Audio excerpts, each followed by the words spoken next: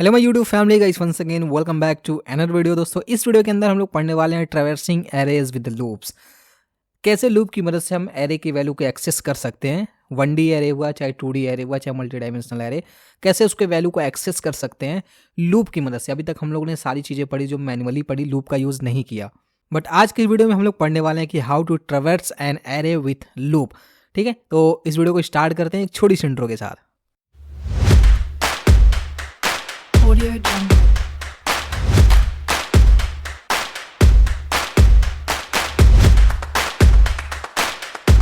सो आगे बढ़ने से पहले मैं फिर से आपसे बोल देना चाहता हूँ कि अगर आपको इससे रिलेटेड जितने भी नोट्स हैं या रिसोर्सेस या प्रैक्टिकल क्वेश्चंस हैं, उन चीज़ों का PDF फाइल चाहिए, सारे नोट्स वगैरह चाहिए, तो आप हमारे टेलीग्राम चैनल पे जा सकते हो। टेलीग्राम चैनल का लिंक आपको वीडियो के डिस्क्रिप्शन बॉक्स में मिल जाएगा। क्लिक करके जाके ज्वाइन हो सकते हो, जहाँ पे मैंने सारे नोट्स वगैरह प्रोवाइड करा दिए हैं।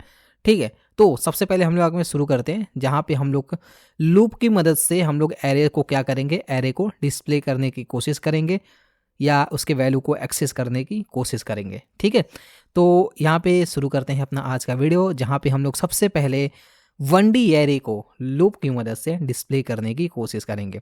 ठीक है, तो अब ध्यान से समझिए, लूप तो आप लोग पढ़े ही होंगे। ठीक है, मैंने लूप बहुत अच्छे से पढ़ा है, उम्मीद है कि आप लोग पढ़े होंगे। अब जैसे कि देख लीजिए, यहाँ पे एक हमारा क्या है देखिए, लूप कैसे चलाना है हमको, वो मैं थोड़ा सा समझा देता हूँ, फिर हम चलते हैं कोड ब्लॉक के अंदर, जहाँ पे हम लोग अपने कोड को करेंगे। ठीक, तो जैसे मान लीजिए हमारा 1D एरे, जहाँ पे हमारे 2, 3, 4, 5 कुछ ऐसे वैल्यूज़ दिए हैं। ठीक, यहाँ पे 0 इसका इंडेक्स हो गया, इसका 1 हो गया, इसका 2 हो गया, इसका 3 हो गया। ये क्या है मुझे बताने की ज़रूरत नहीं है। ठीक, तो ये हमारे कुछ वैल्यूज़ दिए हुए हैं। अब क्या करना है, हम लोग क्या करते थे कि मान लीजिए ये हमारा एक नम नाम का हमारा एक एरे था, जिसमें हमारा ये सारा वैल्यू स्टोर्ड था। हम लोग अगर किसी वैल्यू को एक्सेस करना रहता था, मान लीजिए 4 को एक्सेस करना है, तो हम लोग क्या लिखते थे, प्रिंटफ लिखते थे, और यहाँ पे लिखते थे नम। नम के अंदर हम क्या करते थे, वो इंडेक्स पास करते थे, 2 इंडेक्स। ठीक, और 2 इंडेक्स पास करते थे, तब जाके ये वैल्यू क्या होता था, एक्सेस होता था, मिलता था। लेकिन मान लीजिए कि हमको सारे वैल्यू को प्रिंट कराना, तो हम बार बार तो एक एक वैल्यू को प्रिंट कराएंगे नहीं।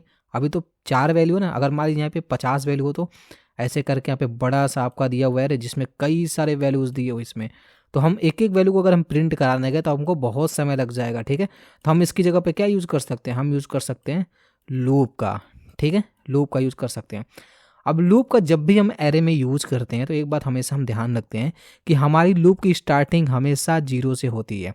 ठीक, क्यों 0 से होती है, चलिए हम क्या करेंगे, देखिए यहाँ पे एक प्रोग्राम दिया हुआ है, इस प्रोग्राम को मैं थोड़ा सा समझाता हूँ, फिर मैं चलता हूँ अपने कोड ब्लॉक के अंदर, वहाँ पे आपको एक कोड करके दिखाता हूँ। ठीक है, यहाँ पे देखिए, यहाँ पे क्या हुआ है, यहाँ पे एक एरे बना हुआ है जिसमें 10, 20, 30, 40, 50 ये कुछ वैल्यूज़ दिए हुए हैं। ठीक, हमारे यहाँ पे लूप चला हुआ है। लूप में हम लोगों ने क्या किया, फॉर लूप चलाया, और लूप हमारा स्टार्ट हुआ है 0 से।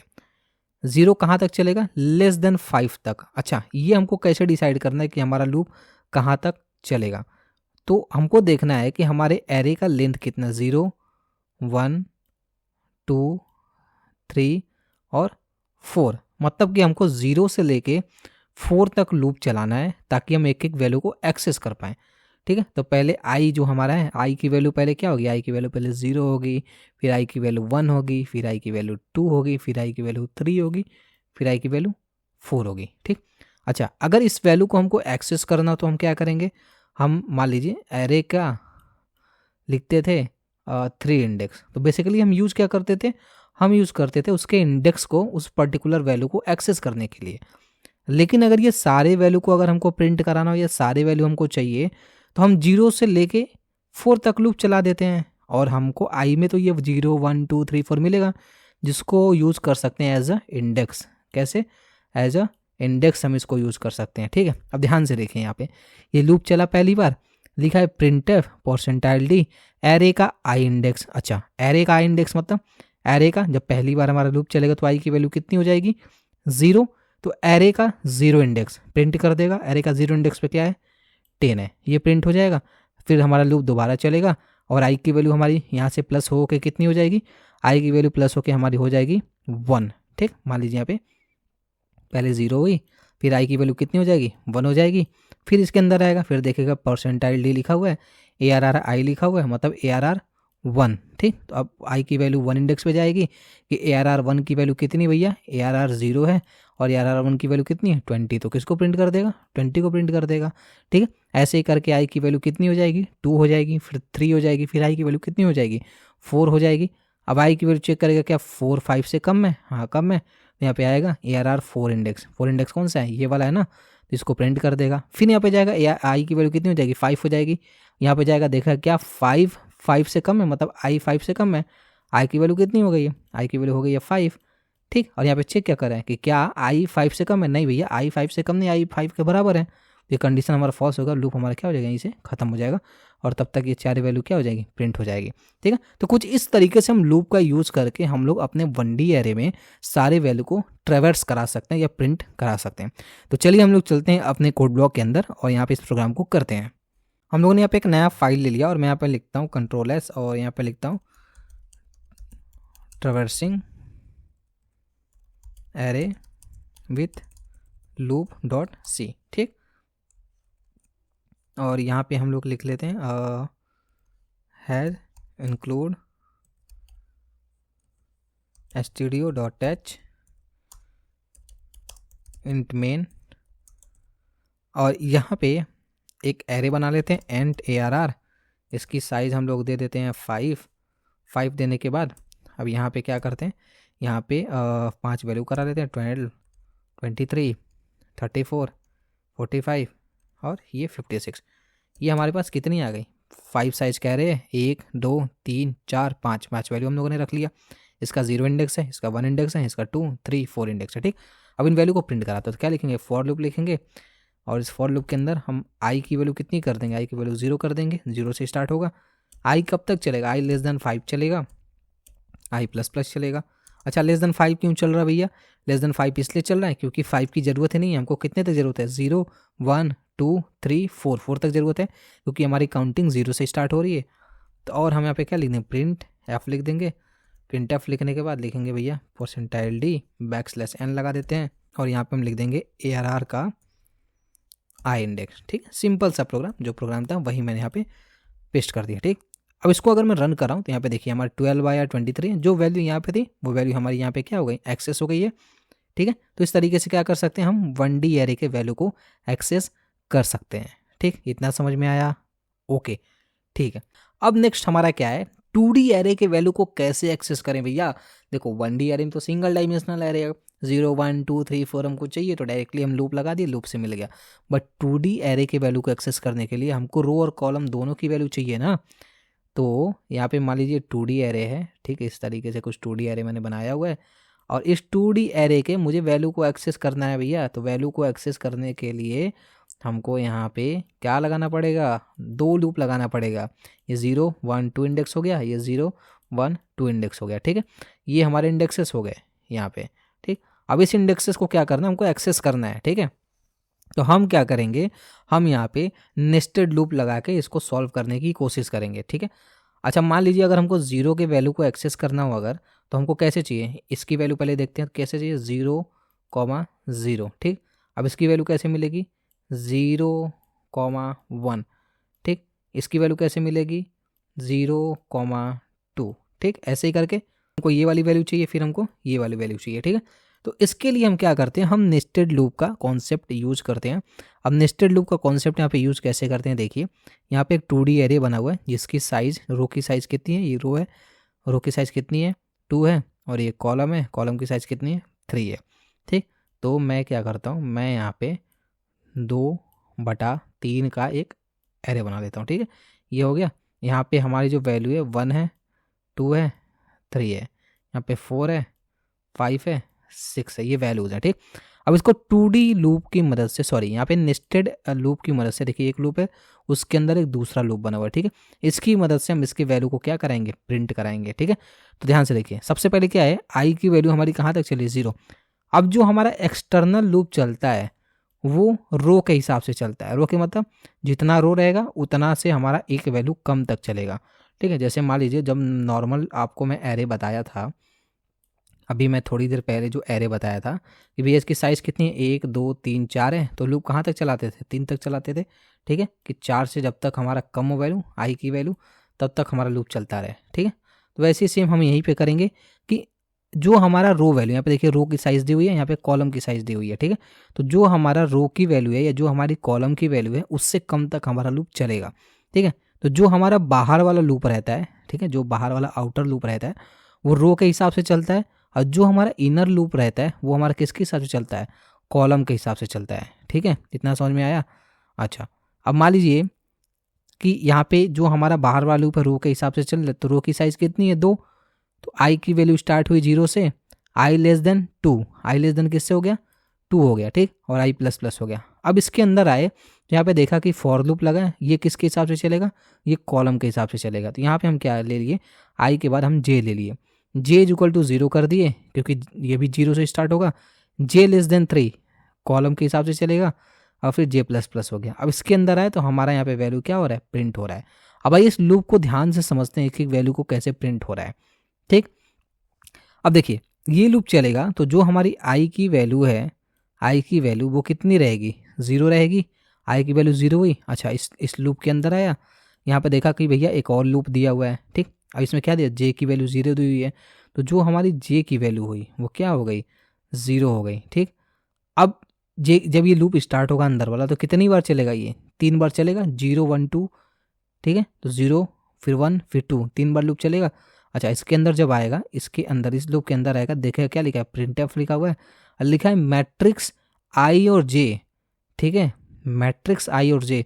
तो आई की वैल्यू कितनी है, आई की वैल्यू हमारी 0 है, ठीक। तो ये क्या करेगा, 0 वाले इंडेक्स में जाएगा, मतलब कि पहले वाले, ये पहला रो है, ये दूसरा रो है, ठीक है। तो ये पहले वाले रो पे जाएगा, इस पे आ गया। अब देखा कि जे की वैल्यू कितनी है, स्टार्टिंग में जे की वैल्यू 0 है, तो ये हमारा जे की वैल्यू 0 हो गया, ये 1 हो गया, और ये 2 हो गया, ठीक है।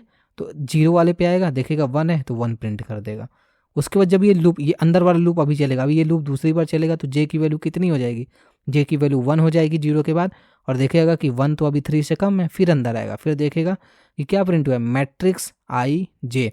अच्छा, आई की वैल्यू चेंज हुई है, नहीं, अभी तो बाहर गया ही नहीं इससे, अभी तो अंदर वाला ही लूप चल रहा है, तो हमारा आई की वैल्यू चेंज नहीं हुई, आई की वैल्यू स्टिल हमारी कितनी है, 0 है। तो देखेगा कि 0 कॉमा जे की वैल्यू कितनी हो गई है, 1 हो गई है।